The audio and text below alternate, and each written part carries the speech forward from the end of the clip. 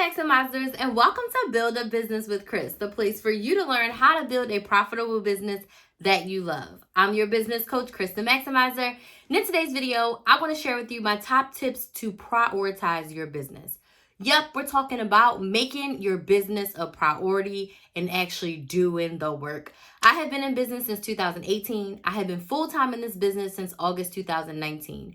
And when it was a side hustle, it was hard to prioritize. And being full-time, there's been times where it's been hard to prioritize.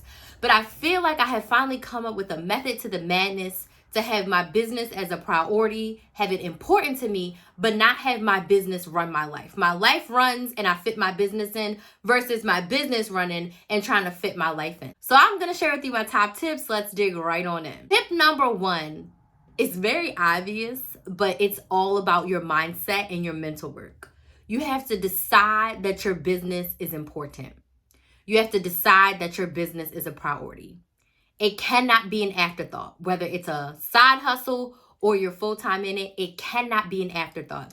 It needs to be a priority. So just like how you prioritize going to work, taking care of your family, eating, bathing, all the things, you have to decide that your business is important, it is priority, and you are ready to take the necessary actions to make progress in it. But if you don't sit down and have that mental come to Jesus talk with yourself and decide within yourself that you're making your business the priority, it will always be an afterthought. My second tip for you to prioritize your business is you have to put the time on your calendar and make it non-negotiable. So when I was side hustling and I had my 9 to 5, my goal was to work 1 hour a day on my business. I teach my clients, if your business is a side hustle, you want to allocate 7 to 10 hours a week. That's 1 hour per day and 2 to 3 hours on one of your days off.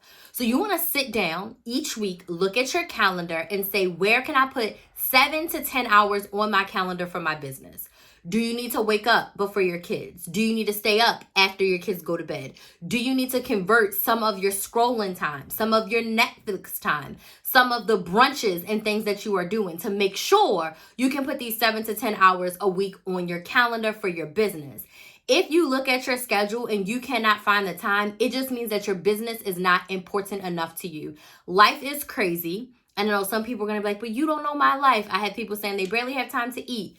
But if you really sit down and you do a time audit of where you spend your time, everyone has places that they waste time. So unless you work 2, 10-hour shifts at a job, there is going to be time for you to put on your calendar for your business. You just have to decide if it's important enough.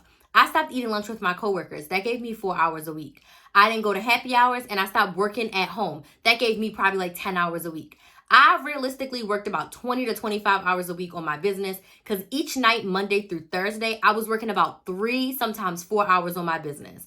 Like once Kinsley would go to bed, I would stay up until midnight every night. So if she went to bed by 9, that's at least 3 hours every day that I was working on my business, plus that 1 hour from lunch. So Monday through Thursday, I've already put in 20 hours. Sundays, I put the whole day to my business. I would work 8 to 10 hours on my business between shopping, editing, recording, all the things that I was doing for my business. Sunday was a whole day for my business. So you have to decide that it's important enough and put that time on your calendar and show up for yourself to do the work. Third tip, you have to set monthly goals. You have to know where you're going. You have to have some sort of benchmark to see if you're making the progress that you desire in your business. So I make yearly goals in my business and then I break those yearly goals up into monthly goals. And then each week I create a task list for myself. And that is my fourth tip, is to create a weekly to-do list. And I'm going to talk about tips 3 and 4 together. So I make a weekly to-do list. And that weekly to-do list is helping me get one step closer to my monthly goals, which moves me forward in my yearly goals. Now, the weekly to-do list is a game changer. And literally today, I literally share with my sister my weekly to-do list method to my madness. So for your weekly to-do list, you want 7 to 10 tasks that get you closer to your monthly goal. So let's just say your monthly goal is to make $600 in your business, okay? So you know that your products are $50 each, and that means you need to sell what? 2, 4, 6, 8, 10. You need to sell 12 of them. So each week you're going to put yourself a goal of 4. Your goal is to make 4 sales. So on my weekly task list, it would be reach out to 10 warm leads. People who've commented that they're interested, people who emailed that they're interested, people who text me and said they're interested. One of my tasks would be reach out to 10 warm leads. My next task would be edit 3 YouTube videos. My next task would be respond to comments on social media. The next task would be update this page for a website. Create and write 3 emails. So I will write my weekly tasks. And then when I sit down during my assigned hours that I put on my calendar, I pull a task from there and I do it. And if I still have more time, I pull another task. Maybe one task, I was telling my sister, I'm working on a new website.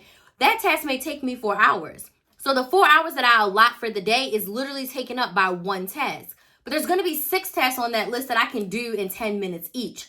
So once you make your weekly to-do list, each time that you've allocated work, now you know what you're doing.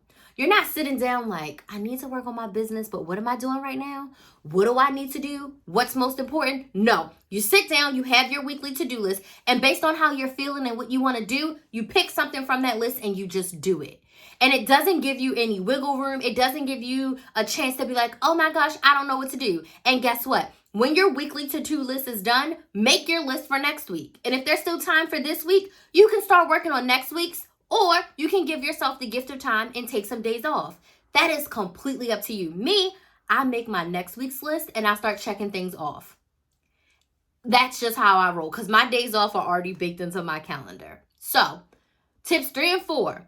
Put the time on your calendar and make a weekly to-do list so that you always know what you're doing to move the needle forward in your business. Tip number 5, get an accountability partner. Get support, get help, get coaching, get mentorship. You do not have to run your business alone. Do not be afraid to invest the time and the money in yourself. You're going to spend the money and the time either way. Either you're going to spend a lot of extra time trying to figure it out on your own. You're going to spend a lot of money trying to pay people to do things for you. You're going to spend a lot of money on programs that are not going to be right. Get help early. Get help early. The best way to find accountability partners is to be a part of a group coaching program. I found my biz bestie because I joined a group coaching program. It was like $99 a month. I joined that program. I found my biz bestie.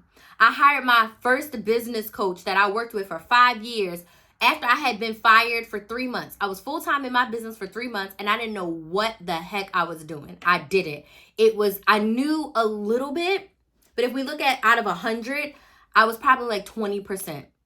Once I hired her, I quickly went from 20% to like 70%, like within a couple of weeks. And then I finally was like, okay, I know how to operate this business. Probably after about a year, I felt confident, but there's still stuff that I was learning. So I've never even been at 100%. I wouldn't even say today I'm at 100% of like the business flows very, very smoothly. No, absolutely not. But having the coaching, having the mentorship, having the accountability partner helps so much. You're talking to someone who knows where you are. When you have a coach or a mentor, they've done what you wanted to do. They've been there. They've done that. They can advise you. They can help you. They can help you think about things in a different way that you didn't even think of. Get help. Get support. If you would like to work with me, send me a DM on TikTok or Instagram. Say I need help with my business and we can chat about working together. We can chat to see what program will work best for you. And if I'm not the coach for you, I'll give you some suggestions or other coaches that you could reach out to potentially work with. But go and get the help and the support that you need so that you can prioritize your business and make the progress that you want. I hope these tips were super helpful in getting you to prioritize your business just a little more. Let me know if you have any questions down in the comments. I want to thank you all so much for watching, and I'll see you in the next video.